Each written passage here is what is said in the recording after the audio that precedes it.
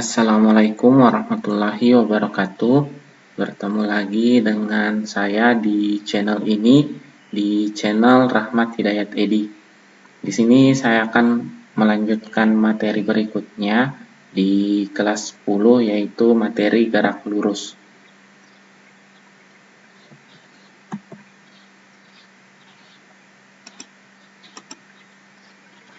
Jadi yang pertama kita perlu ketahui tentang definisi dari gerak itu sendiri. Jadi benda dikatakan bergerak itu saat benda mengalami perubahan posisi terhadap acuan tertentu. Misalnya saya lagi duduk, Anda lagi duduk, jadi kita berdua ini sedang duduk. Nah, saya dan Anda ini terlihat kalau sedang duduk diam, tetap di tempat, kita menganggap bahwa saya dan Anda, saya yang melihat Anda, itu berarti dalam keadaan diam. Anda melihat saya yang dalam keadaan duduk diam ini juga dalam keadaan diam. Nah, bagaimana caranya saya dan Anda yang sama-sama duduk diam ini terlihat bergerak atau dikatakan bergerak? Nah, bisa saja kita yang sedang duduk ini dianggap bergerak ketika ada seseorang yang sedang berjalan melintasi kita. Nah, dianggap bahwa orang tersebut melihat kita sedang bergerak. Nah, gerak yang dilihat oleh orang yang sedang berjalan tersebut disebut gerak semu. Nah, kalau misalnya saya yang melihat orang sedang berjalan tersebut, nah itu yang disebut dengan gerak nyata atau gerak yang sebetulnya terjadi karena memang orang tersebut sedang bergerak. Nah, orang yang sedang berjalan tersebut yang melihat saya dan Anda sedang duduk di tempat, nah itu yang disebut dengan gerak semu. Oke, kita lanjut di bagian berikutnya. Mungkin kalian sudah sering lihat pita ticker timer seperti ini.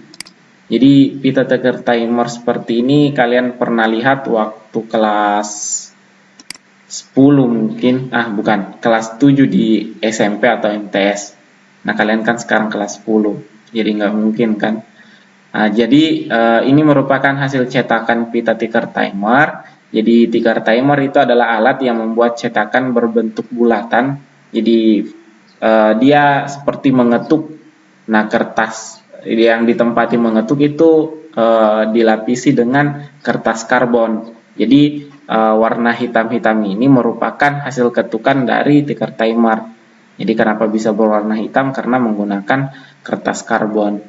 Nah, terus cara mengetuknya itu menggunakan selang waktu tertentu. Jadi misalnya kalau kita mengatur ini misalnya dari sini ke sini itu 0,1 detik. Berarti tiap ketukannya ini dia mengetuk dengan selang waktu 0,1 detik. Jadi itu cara kerja dari ticker timer. Nah, sebelum saya lanjut ke materi berikutnya tentang gerak lurus, nah perlu saya perlihatkan tentang beberapa hasil cetakan ticker timer. Nah, ini mungkin kalian pernah lihat di kelas 7 waktu SMP.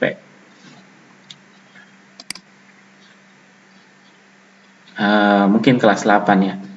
Saya tidak terlalu yakin ini kelas 7 atau kelas 8 karena ya saya cukup lama tidak mengajar lagi di SMP. Nah, kita lanjut.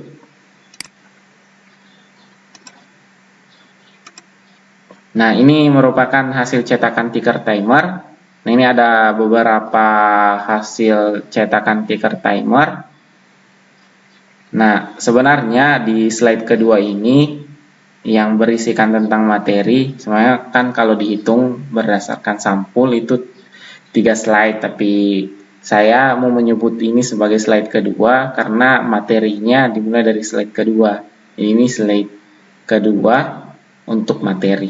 Nah, di sini sebenarnya cetakan ticker timer itu yang saya tampilkan di slide kedua ini adalah cetakan ticker timer GLBB. Cetakan ticker timer GLB atau gerak lurus beraturan. Kenapa bisa ditahu ini gerak lurus beraturan? Karena hasil cetakan ticker timernya itu memiliki jarak yang hampir sama ya. Kalau jaraknya hampir sama, berarti ini dianggap sebagai gerak lurus beraturan.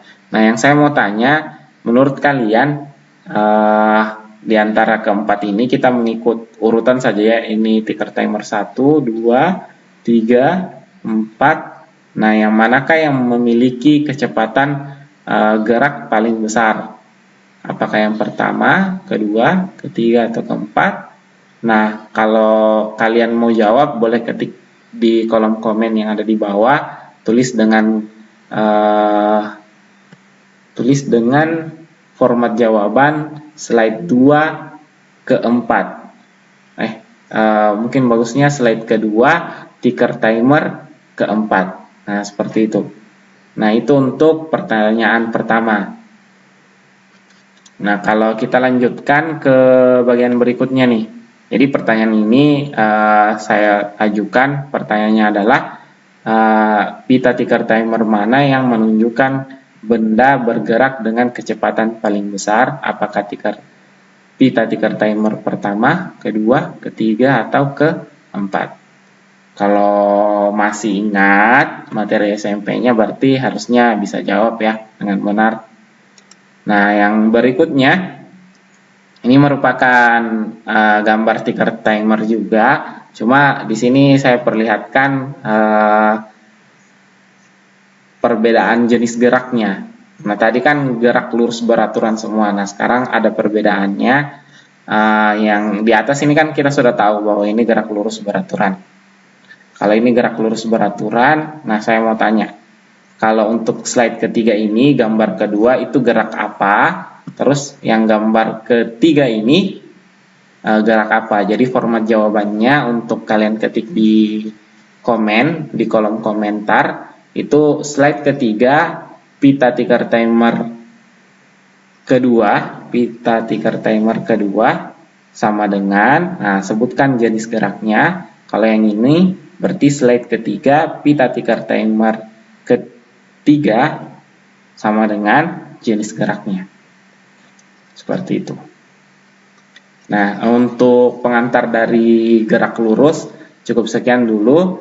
Nanti saya lanjutkan di materi berikutnya, yaitu jarak dan perpindahan. Cukup sekian. Assalamualaikum warahmatullahi wabarakatuh.